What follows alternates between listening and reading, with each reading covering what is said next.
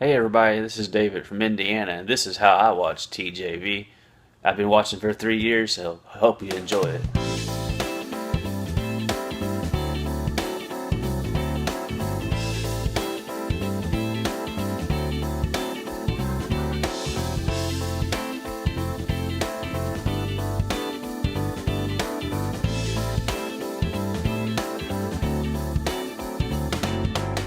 Good morning from beautiful Salisbury, New Brunswick.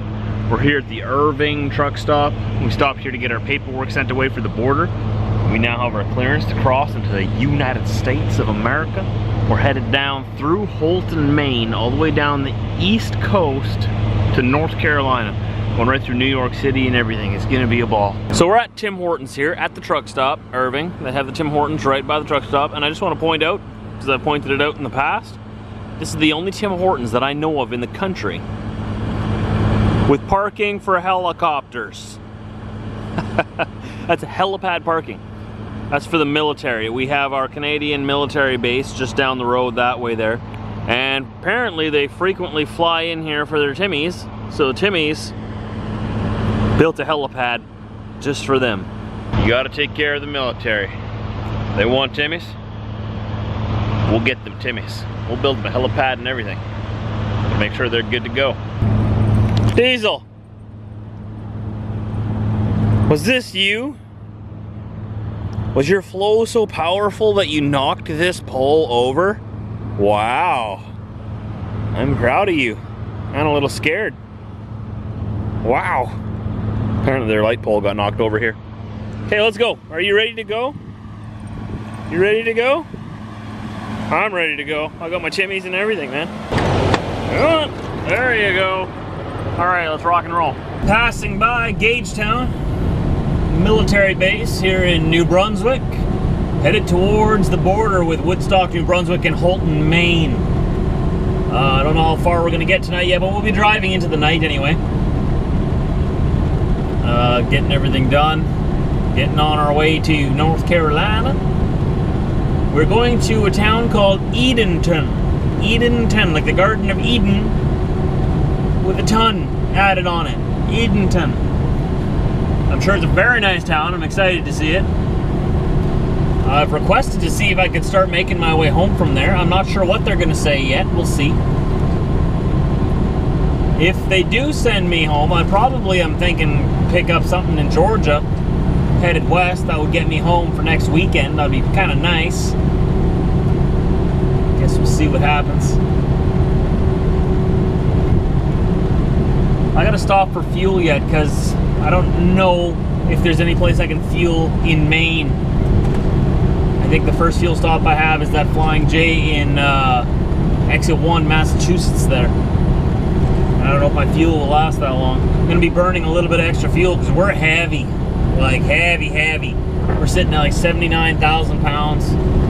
So just almost to the max of what we can have in the United States. We're allowed a maximum of 80,000. Just got here to Lincoln, New Brunswick, where I'm gonna fill up fuel. Now I know the fuel's cheaper in the States, but there's only certain places I'm allowed to fuel up in the States. And I don't think that there's any, like I said, until Massachusetts, and I don't wanna risk running low on fuel. I'm carrying a very heavy load right now, so I'm going to be burning more fuel than usual, so I have to account for that and make sure that I don't run out. So I figured to play it safe, top off the tanks here, and then I won't have to worry about where I fuel up, because I'll have plenty enough to get down to the next fuel stop, right? Diesel, you want to pump it for me? The fuel pumps here, all across Canada, you can only fuel one side of your truck at a time. I've told you guys this many times before. It's kind of takes twice as long that way, right? And here in the East Coast, it's even worse because you can't click it and so it holds itself. You have to sit there and hold it the whole time, unless you want to be a rebel and jam it with something, but you'll get in trouble if you get caught doing that. Very frustrating, very frustrating. I know they're trying to prevent spills, but it's the only place in Canada that doesn't have the automatic latches that hold the pump on. It's the only place in Canada where you actually have to sit there and hold it the whole time. And let me tell you, in wintertime when it's minus 30 outside, that's a real big pain in the butt. Just arriving to the border with Canada and the United States of America.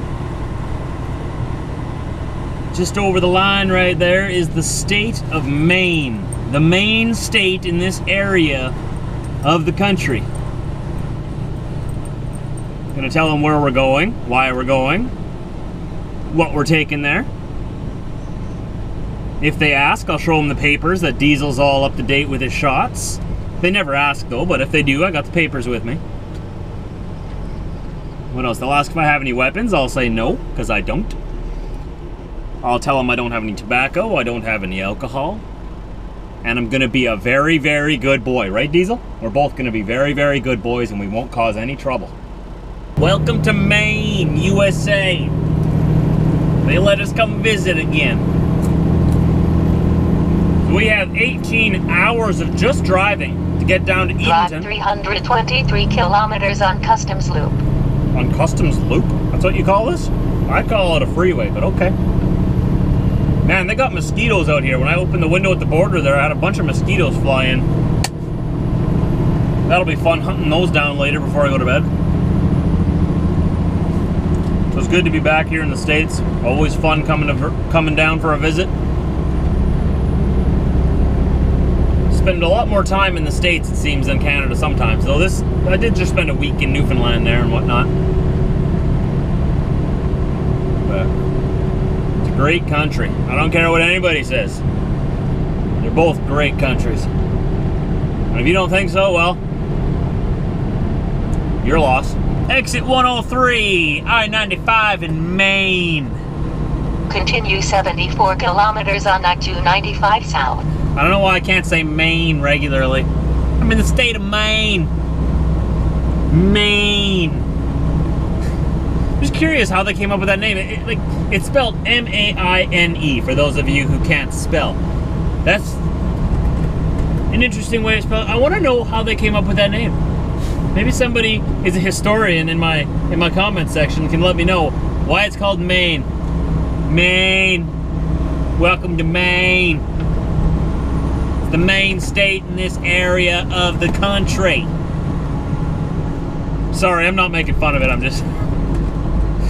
just bored and tired, rambling on about nothing. Easy Pass? What? I was exiting to go to the service plaza. Why do I gotta pay an Easy Pass toll to get into the service plaza? That's not very nice. Alright, they got a cone in front of that one on the right, so I'm guessing I gotta go through this one right here. Not right fast, just fast enough. Okay, here we go. Well, they got a blue light shining at me. What's that for? And ding! You're welcome, Maine.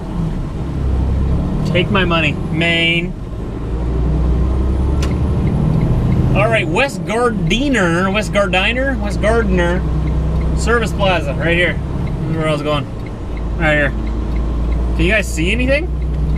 Here, there you go. They got a Burger King, a Starbucks, a Quiznos, a couple of other things. I stop here almost every time I come through here. It's a really nice big rest area. They got like a big statue of a moose and stuff here. It's great. Very exciting. Oh, this is a yield sign. There, you are all my witness. Yield. I don't have to stop. I will yield. Sue me. Oh, you got a roundabout? Maine. Maine. What are you doing to me, Maine? Since when did you have roundabouts? This was not always here. This is new.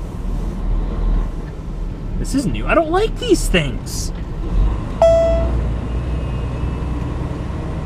You know, whoever came up with the idea of bringing roundabouts over to North America from Europe needs a big kick between the legs. That's not very nice, children. Don't do that. Don't do that to people. That hurts. Only to that guy. Whoever thought of that. Alright, here's the rest. Hopefully we'll have some parking here. I gotta go in and grab some food. I was gonna stop at a Walmart. Maybe I should have gone to a Walmart instead of coming to the service area here. Probably not even gonna have parking here for me. Any parking for Trucker Josh? Excuse me? Any parking for me? I'm gonna go see if they got any parking right in the front. Right in the front. Right over here. Can you guys see? Any parking for me? I know it's a long shot to get parking in the front row at this time of night, but figured I'd give it a shot. See what happened. Nope, doesn't look like it. Nope, no parking for me. Not here. Nope.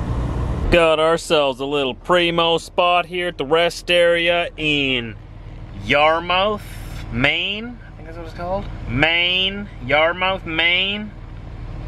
I don't know why I'm obsessed with the word Maine today. I'm excited to be in Maine. It's a nice state. It really is. It reminds me a lot of New Brunswick, just with more people. Sort of how it always goes. You get into the States and suddenly there's a ton of people everywhere. Ton of people, but I believe we're in a safe area here tonight, so don't worry about me. We're gonna be good here. I got the Weasel here to protect me and lick anyone who tries to hurt me to death. Right, Diesel? You lick them to death. So tomorrow we'll be headed from here towards Edenton, North Carolina. We're not gonna quite make it tomorrow. I won't have the hours to get there. I had to pull over tonight. Drove about 9.5 hours. I'm just getting too tired to continue on, so I'm gonna pull in here, sleep. I don't want to fall asleep on the road. Always pull over if you're tired, okay? Doesn't matter who says what. If you're tired, don't drive. But don't use that as an excuse either to just pull over and slack off. You still gotta get your work done, all right? So you gotta do trip planning in your brain, especially if you're on e-logs. I'm going on e-logs in January. Goody. I already got the whole system set up in here and everything. It's all good to go, and all they got to do is activate it. And I will officially be on computer e-logs. And what that does is it keeps track of the hours that I drive. You know that I'm only allowed to drive a certain amount of hours within another certain amount of hours. And then I have to sleep a certain amount of hours before I can start driving a certain amount of hours within another certain amount of hours, right? Everything is on record. And right now, I keep track of all of my movements on paper, manually. So what this will do is it will make it easier for me in that aspect of it. I won't have to write it down anymore. It'll all be in the computer. I'm not really too worried about it because it's not going to change anything for me. All that it's actually going to do is save me like 15 minutes at the end of my day every day when I do my logbook, so it'll actually save me time. The only thing that makes me concerned is once I park, let's say I park for my 10-hour consecutive night break just to sleep, right? I'm not allowed to move at all then until my 10 hours are up, or if I'm on a reset as well. The only thing I'm concerned about is, let's say I park somewhere like here, off to the side in the rest area, completely out of the way. What if after, 6-7 hours, early in the morning, someone comes along here and says, hey, excuse me, I need to get behind where your truck is. Could you please move for me? And what am I supposed to do? I can't. I mean, I'm stuck right here. My wheels can't turn.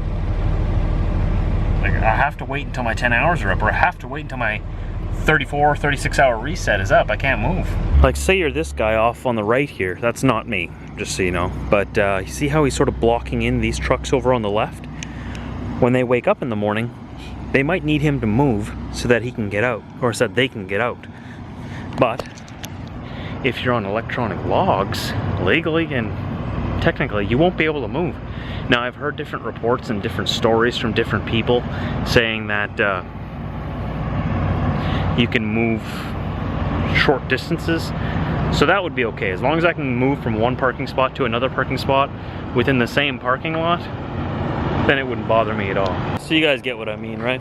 That's the only concern I have. So entrance. That's what this sign is. I was looking straight at it. Entrance. Just walking into the rest area here to use the facilities and whatnot and get ready for bed, brush my teeth, stuff like that. No pets beyond this point. Oh, good thing I didn't bring Diesel with me. This actually looks like a very nice rest area. Look at this. It's nice. That's one thing I love about the States. Look at this, they even have a snack shack. A shack, just for 2 machines, that's it. A whole building, just for two vending machines.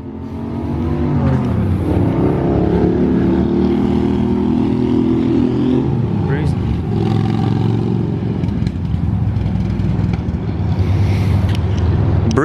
crazy. You're in Maine. All indoor public spaces are smoke-free. Oh, that's just like all of Canada. Cool. I guess this is the actual rest area over here. Please, no refreshments permitted in building. Really? Not allowed to bring water in there? Little outdoor fountain here. I guess that's all you get? Huh? Looks kind of dark in there. Ooh, it is open.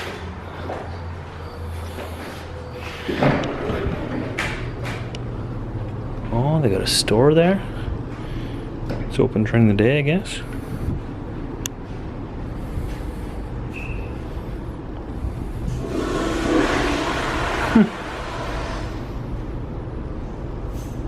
Just a few benches if you need to sit.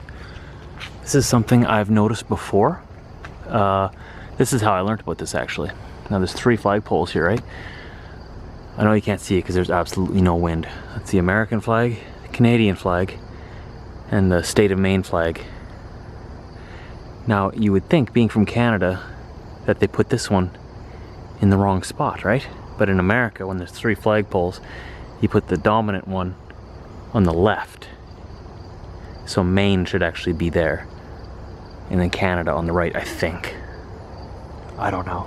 But in Canada, this is how you'd see the flagpoles in Canada too, because in Canada the dominant one always goes in the middle. And then the second one would be the state of Maine, and then the US flag would be over there, if this was in Canada. So I always see this in the States and I always giggle. I'm like, they put Canada in the dominant spot. But according to their standards, I'm wrong.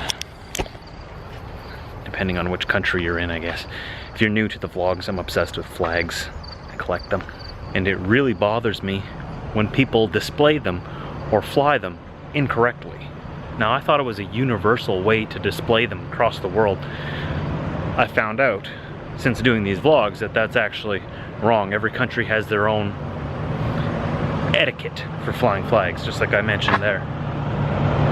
Canada and the States, no matter what side of the border you're on, they'll always be the same, right? That's because in Canada, we always put Canada flag in the center. And in America, they always put the US flag on the left when there's 3 flagpoles. I know, a lot of you probably just don't care. Well, you should. Flags are important and they're very interesting. They hold a lot of history and they tell a story. Each one tells a different story. I'm just walking back to the truck here right now. And I want to thank you for watching my vlog today. Tomorrow there will be a new vlog anytime after 4 a.m. Central Time. Hope you join us. Don't forget to hit that subscribe button so you don't miss it. I make a new video every single day. You can go back and watch what I've done every single day of my life for the past, 4 years or so. This camera doesn't like to focus well in low light at night. I can't even talk. I'm tired. I'll see you tomorrow.